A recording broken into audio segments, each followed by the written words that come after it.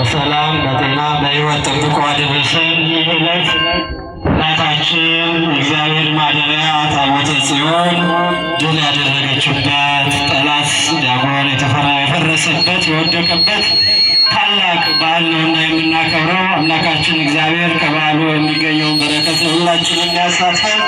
ልብ ብላችሁ እግዚአብሔርን እናመስግነው። እግዚአብሔር አምላካችን ስሙ የተመሰገነ ይሁን። እንኳን አደረሰን።